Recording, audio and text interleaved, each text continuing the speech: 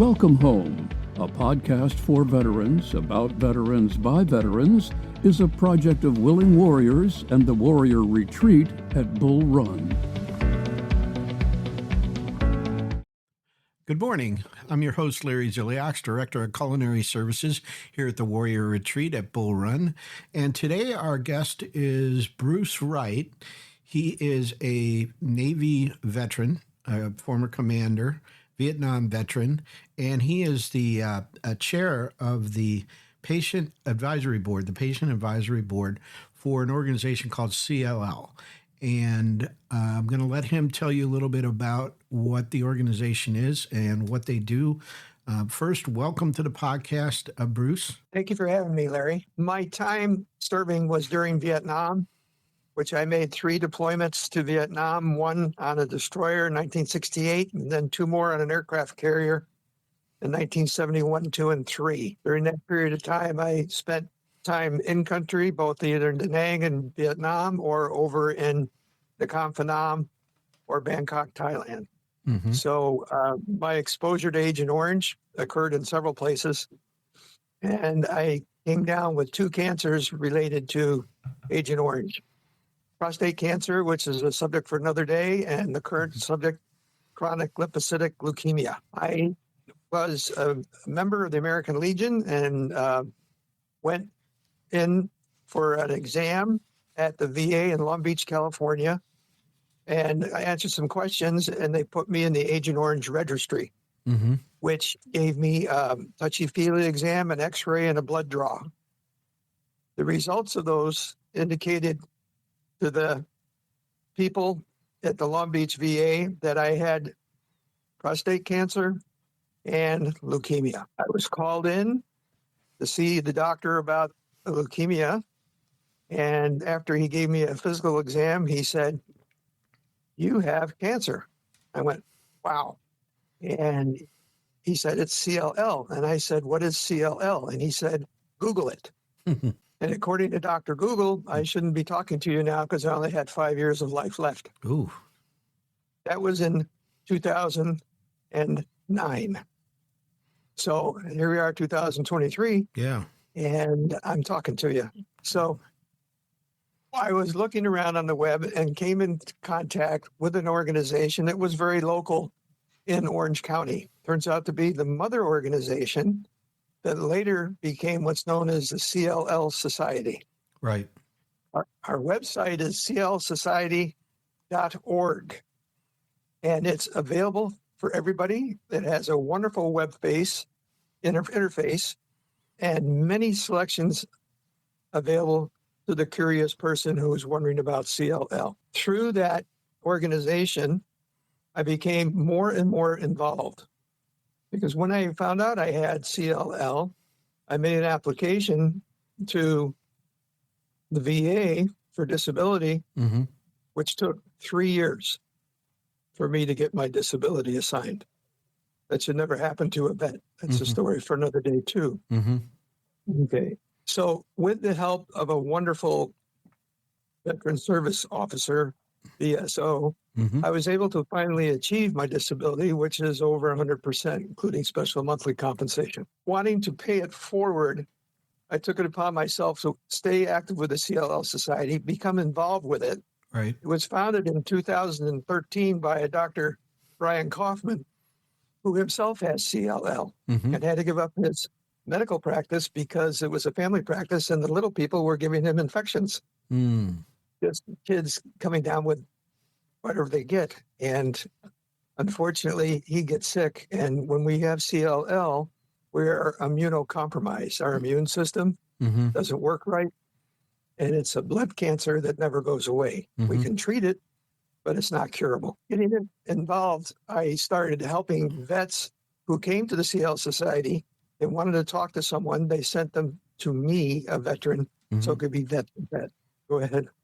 So, do you see a lot of veterans coming down with this that would seem to indicate that it's a direct result of exposure to Agent Orange? Or? Yeah, I have encountered many who have CLL or other forms of disabilities. I've helped 102 veterans to date.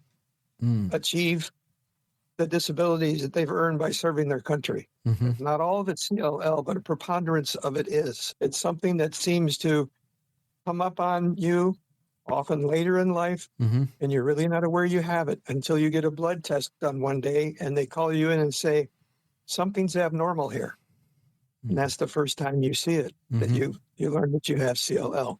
How prevalent is expert treatment for it within the VA? The VAs are teaching hospitals. They take graduates from different universities. Long Beach, where I go, has doctors who graduate from University of California at Irvine. And they do their residency training there at the hospital. And once they've completed it, then they move on. There's a core staff at the VA, which may have levels of competency, but you usually don't see them. They're busy training the newbies. And when I was told by the newbie to go Google it, he shortly after that moved on to Washington State, where he wanted to set up his practice. So they have an overseer called an attending physician who was on the staff at UCI as a doctor in residency. And he was the attending physician that signed off approving the diagnosis. So I just became proactive, which is what I tell veterans is own your disease, learn everything you can about it, and then be proactive and seek the help you need. So I went to the attending physician and I said, do you have any patients? And he said, no, I keep an eye on these guys here. And I said, well, you have a patient now. That's me. Do you mind? And he said, well, no, I guess not. So we had a wonderful relationship until he retired and my CLL became aggressive enough that I needed to do some treatment to it to put it back in its place. Do you know of any veterans that are receiving treatment in through the VA's treatment in the community care program with local experts? No, I am not aware of that. They usually try to treat you within their own network. It's an organization like the CLL Society, which gets you to learn that there are other doctors out there that are treating CLL. And from the CLL Society, one of the major recommendations we do is inform the patient to seek an expert. If a doctor is treating 3 to 5 patients a year for CLL, as well as other forms of leukemia or lymphoma, that's not as good as seeing the doctor who treats nothing but CLL. And there are several of those in California alone. I looked on the website and I did notice that you can find an expert provider, but it seems like experts are few and far between. When I looked up Virginia, where we're at here, there were 3. There was nothing listed for Washington, D.C., and nothing listed for West Virginia. So are there not that many experts out there? There appear to be more out here in California than what you're experiencing back east. That's normal. It's at a point where I would then tell you as a veteran is this is a critical juncture in your life's path. Spoil yourself. Do everything you can to get to an expert. Let the expert tell you what's really going on. It may cost you more and take more travel time, but it's worth your help to do it. Sure. We have embedded within the CLL Society website what we call expert access, which we have several of those experts that we have listed, some of which I've helped recruit, who you can set up an appointment with and take your medical data that you've received to date from the doctor you're currently seeing and ask for no extra charge for this expert to review your case, see what's going on, and to provide you recommendations and answer your questions, all at no cost to you. And they would find those providers through the society then? Yes, sir, on our website. Okay. We have a list just for what we call expert access. Okay. One of the questions that I had was that I noticed in the latest American Legion magazine, there was an article about the VA may widen coverage under the PAC Act to include some acute leukemias and chronic leukemias. Do you know if they're looking at CLL for that? No, CLL is already on the presumptive disease list. And so you don't even have to prove the origin of it. It's accepted already.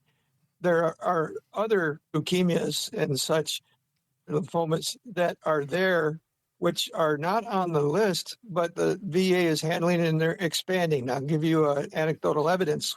The lady who keeps care of our database at our local Mother CLL Society group in Orange County, California, her husband was an artillery officer stationed in the DMZ of Korea. And he was in Korea in the DMZ at the time they used Agent Orange. He came down with a niche form of lymphoma called, I can't remember say the name, LPL. I helped him fill out his forms, and he got 100% disability. Good. So he and his wife are both patients and caregivers for each other. Wow. I think the other thing that's important to understand for our veteran listeners here is that you don't have to be a Vietnam veteran to have been affected by Agent Orange. So I filed for compensation under the PAC Act and an agent exposure when I was stationed on Guam in the 70s. And so you could be where it was stored. You could be where the planes and the equipment were worked on. So you don't necessarily have to have been in country. And so it's important for those listeners out there, if you're not sure if you're covered, you check with the VA. You'll know, they'll know where you were stationed and whether or not you might be covered under the PAC Act, or certainly if you have this condition, it's presumptive, then really it's going to be where you were stationed or where you operated and the time frame that it will come down to, since there's no causal connection that you have to prove. Yes, sir. I'll give you another anecdotal one. I have a gentleman that worked in the metalsmith shop on the USS Kitty Hawk, and he got on the Kitty Hawk when it arrived back from Vietnam. He worked on it, and then when it deployed to Vietnam, his time in service remaining was less than the full deployment, so they put him ashore early. So he did 4 years in the Navy and got out. He worked in the aerospace industry and then retired. And he came down with CLL. He had no actual verifiable exposure to Agent Orange. He lived in Georgia. He came to our group. He talked with me. I told him to get into the VA hospital, the closest one to him in Georgia, and put in the fact that he has CLL. He had been in a trial study for the latest drug out at the time called ibrutinib. That's a tyrosine kinase inhibitor. And he was through with the clinical trial, therefore he couldn't get any more medicine, and he couldn't afford it. He didn't have the money. And so he went ahead and just said, well, I guess I'm just going to die from this because I don't have the wherewithal to pay for it. I told him to get into the VA and just tell him that he has CLL. Doesn't matter where he got it, he has it. Right. They evaluated him, said he has CLL, and they said, we'll treat you, okay? And they put him in treatment. And they then did a means test on his income, and he and his wife had to sell their house and lived in their camping trailer, and he just didn't have the funds to treat himself or to live. And the VA said, we'll take care of you. And the normal cost at the time for a 90-day supply of those pills was very expensive, $10,000 a month. Wow. Okay. So they evaluated him and they said, okay, you're a veteran, you have CLL. Here's 90 days supply of the pills. It'll cost you $45. Yeah. Then later they did another means test. He said, no, it will cost you $25. Then the final means test they did on him, it cost him nothing. And he's alive today. Well, let me tell you, I'm glad that you're out there advocating for veterans, especially with a cancer that can be so complicated, and trying to understand what options are available to you. And I've been on the website. I've been looking at the website. It is a very good website. It's very well put together. there's a ton of resources on it. I mean, it would really, if you wanted to get down into the weeds, you could be on this for days. But it looks like it's got plenty of resources. It'll point you to the right people. The main thing, as you say, is to get into the VA and get tested and get compensated for it and get that treatment. That really is the key. What's the last thing that you want people to know about the society and about CLL? CLL, everyone has CLL, but the next layer down, each one of us has a different form of CLL. It's very complicated, as you just said, and we're all just slightly different in each other. So we have the same name disease, but we're all looked at differently and treated differently. Very complicated. You're exactly right. The next thing I want to let the veterans know is all that you do with the CLL Society is free. It costs you nothing but your discretionary time to spend your time looking at the website and learning about your disease, how to handle it, how to be treated, and how to live a happy, productive life, which we can. With this particular disease, you have time to get it figured out and get it treated. And the medicines that are around now are profoundly better. The original medicines were derivatives of mustard gas and were terrible on the bone marrow. Today's medicines are not. I've been treated twice with a monoclonal antibody and 7 years between treatments, and I'm doing fine. It's all good. You come and you join a group. Costs you nothing to join a group except to fill out a form. Right. And your email address and a phone number. And you'll find that all of us are enjoying full lives, and you'll soon learn this is not a group that's crying and weeping. This is a group that's laughing and scratching and enjoying life every day. And we welcome you. It's the disease you never wanted to get, but now that you've got it, you've got a whole bunch of friends out there. Great. Well, listen, Bruce, thanks for joining us today. We really appreciate it. This is such valuable information. I'm afraid that some of these veterans that are stricken with this are just not aware of how and where to get help, and this is just so important. So, listen, thank you so much for joining us, and I really appreciate it. It was a pleasure talking with you, and I leave you with this thought. This is for you as well as anyone else. You cannot call me too much, email me too much, or text me too much. We can't cram it all in 30 minutes, but I'm here for you tomorrow and the next day too. Great. Really appreciate that. So have a great night. And for our listeners, thanks for listening. And we'll have another episode Monday morning at 5 a.m. So take care. The Welcome Home podcast is brought to you by Willing Warriors, a nonprofit organization serving active duty service members and veterans since 2012. To learn more, please visit our webpage at willingwarriors.org.